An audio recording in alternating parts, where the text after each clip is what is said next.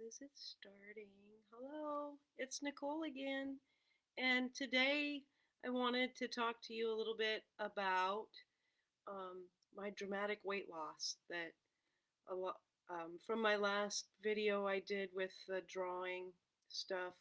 I got some private messages asking me about what happened because I spent my entire life from the time I was 13 until just like I reached my goal weight last year um, as just a really big girl. And I did have one time when, right before my middle son was born, where I had cut down some weight by doing the protein power plan.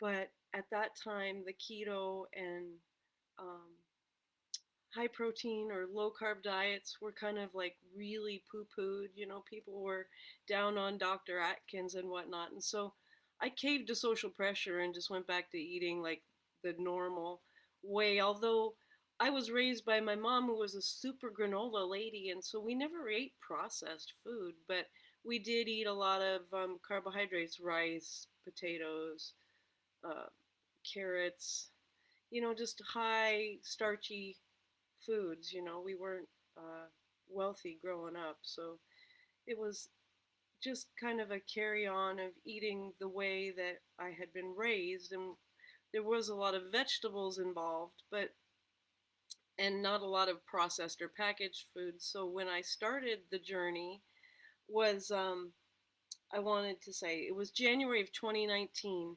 I cut out eating all bread, and I still was eating rice and potatoes and as close to natural as possible, but no bread if it was, no processed foods, no sugar, refined sugar. And then in May of 2019, I really got serious and I just went full keto and I cut out carbohydrates, cut them down to just 20 grams of carbohydrate a day. And so I did that, and what I was pretty strict with it. I didn't cheat, and this is the key. I would tell you, if you're gonna try this for yourself, you can get dramatic, quick results, but you can't cheat at all. And one of the things that helped me the most when I was on the journey was testing my blood for ketone levels and glucose levels. And then what that did for me is it showed me exactly how long it takes for your body to get back into the fat burning mode after you've had just one cheat meal. And so it made it really easy to not cheat. And then on top of that, it doesn't feel all that great. After you get fat adapted and your body is a fat burning machine rather than a sugar burning machine, eating the stuff that's super high carbohydrate actually doesn't make you feel very good kind of immediately. And so that's great. It makes it easy to just stay on the straight and narrow and be healthy and thriving. So I did that, and then and when I did that in May of 2019, that included switching to drinking black coffee. Now, anybody who actually knows me or has like hosted me for a quilting workshop knows that I am a coffee drinker, and as the older I get, the less I can drink it all day long. But there was a time when I would drink coffee from the time I woke up to the time I went to bed, and it always had to have half and half. And so in May of 2019, when I went full keto, I cut out having anything in my coffee. So I started drinking black coffee.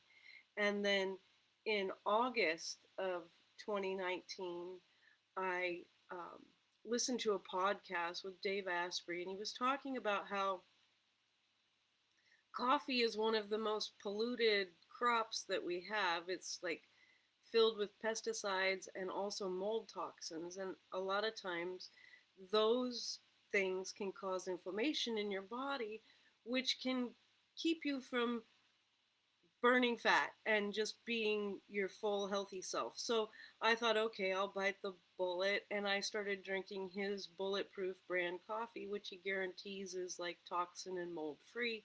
And I tell you what, when I started drinking that brand of coffee, my weight loss really accelerated and I felt great. So, at least for me, it rang true.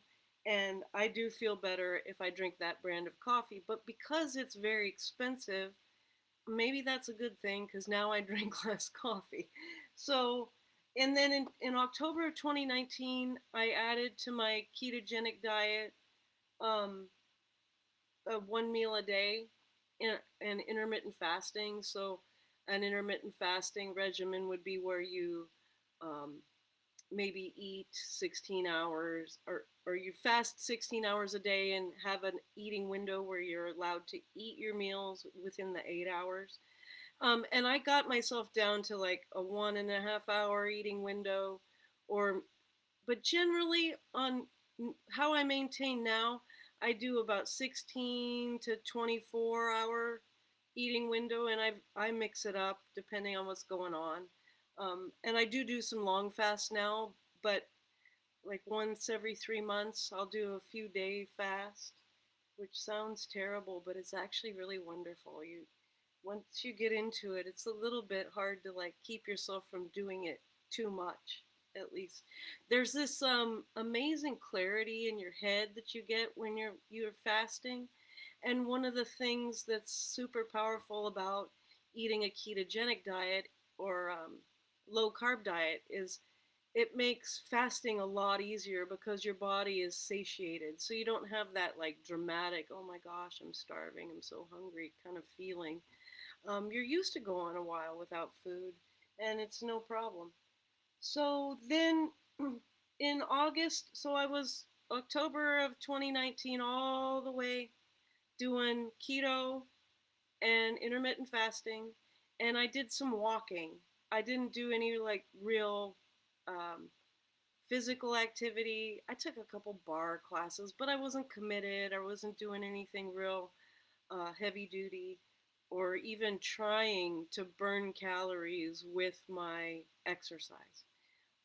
I was just kind of walking because I felt better. And that's like one of the most amazing, wonderful things that I can say about this change in my life is I had no idea how bad I felt for my whole darn life until I started feeling good. So for me, I've come to the realization that I'm just super, super sensitive to carbohydrate. It's like an allergy. It makes me fat and sluggish and depressed. And so if I just eat high quality animal products, mostly meat, I eat a lot of liver. I bought a side of beef in the spring, and with that came a lot of organ meat. So I eat heart and liver and kidney and whatnot. And honestly, I've never felt better. I feel like I'm 26. So all of that in August of 2020 is when I just went full on carnivore because I listened to Dr. Saladino and I determined, I don't even like vegetables. So why am I eating them? So since August 2020, I've been eating pretty much carnivore. I will eat a salad sometimes if I'm out to eat with friends, um, but it's really rare. I don't buy vegetables for myself and bring them home. I have in the last month or so added on Sundays. I let myself eat fruit in my eating window. And March of 2021. So by last winter, I had gotten really, really skinny, and I was kind of looking to myself like I was anorexic. And so I thought, well, I really need to get back in balance, right? I had during that time moved from Galveston to Alabama, and the stress of moving and all of the work and walking and all of that had really burned a lot of excess calories. So then the holidays came, and I put on a few more pounds because here I am in Alabama with my folks and celebrating the holidays and just so happy to be here. So um, yeah, put on like 20 pounds over the holidays, which was pretty horrifying to myself. And one of the hard things about having been a heavy girl is um, weight is really easy to put back on because your fat cells don't go away, they just shrink. And so you add excess calories than you're burning in a day, and you can balloon back up pretty quickly. which is kind of disappointing, but oh well, that's the struggle of life, right? So, March 2021, I started bodybuilding and I started weightlifting with a personal trainer twice a week. And that has been awesome. It's been a really valuable contribution to my health and my life. And I want to show off my guns. Yeah. So that's the secret. That's how I did it and how I'm thriving. And I feel 20 years younger than I actually am. And my hair didn't grow fantastic. What happened was I finally conceded that I have stupid hair. I've always had stupid hair. And I found wigs.com thanks to a friend of mine who turned me on to it. And I am just loving rocking wigs. You know, I can change my hairstyle, I can change the color, I can have it long, have it short, and it doesn't matter how humid it is outside. My hair is always spot on. Now, since I've been working in the drive-through, I get tons of compliments on my hair, and that's super fun to see the looks on people's faces when I tell them, "Well, thank you, but it's a wig." I think I've turned some people on to wig wearing, but so anyway, check it out, wigs.com. If you have thinning hair or dumb hair or your hair, like my hair is like always been fine as frog hair and limp anyway, but then you go and fix it and you live in the South and you walk outside your house, and why did you spend 45 minutes fixing your hair, right? So dumb. So my solution to humidity in the South is wigs. Anyhow, that's what I have to share with you. I appreciate everybody who inquired. And if you are looking to have some personal help on a health journey, I really encourage you right now is a wonderful time to look into uh, the latest advances in nutrition and human health and check out Dr. Ken Berry on YouTube. Dr. Jason Fung, who wrote The Obesity Code, is a nephrologist, a kidney doctor. I highly recommend you check him out on YouTube. And also Dr. Boz. She's amazing. All these people will help you get a good idea of how to navigate your journey. And I want you to live your best life and feel super healthy in 20 years less than you are too. So I wish you all the best. If you need some encouragement and help, you can find out more at my website, which is Nicole the Wild, and both the names are NicoleTheWilde.com.